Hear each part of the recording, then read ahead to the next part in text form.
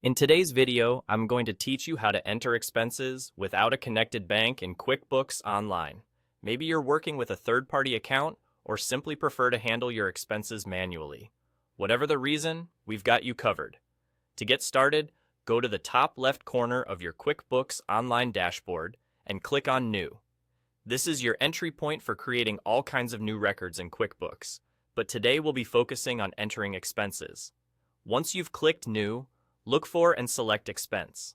This action opens up a form where you can input all the necessary details about your transaction. Now, it's time to decide who you're paying. Locate the Payee field to select the person or business you're making the payment to. If it's someone you've worked with before, they should appear in the drop-down list. If not, you might need to add them as a new contact. The next thing you need to do is choose the payment account. This is the account from which the expense is being paid. Since we're working without a connected bank, you'll need to manually pick the account that funds will come from. Make sure it aligns with your records to keep everything consistent. Now, let's set the payment date. It's important to adjust this to match the actual date the expense was incurred, as it will affect your financial reports and records. As you scroll down, you'll also find the option to modify the payment method. Whether it's cash, check, or some other form, select the method that corresponds to how you issued the funds. At this point, you're ready to provide more specifics about the expense by adding the category and details.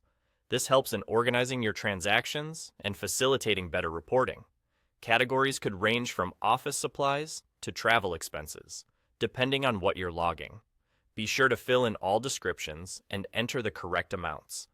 The more precise you are here, the easier it will be for you to manage expenses later on. Once you've carefully filled out all the necessary information, there's just one final step before you're done. Head down to the bottom right of your screen and click Save. Congratulations! You've successfully entered an expense into QuickBooks Online without needing a connected bank account. And there you have it.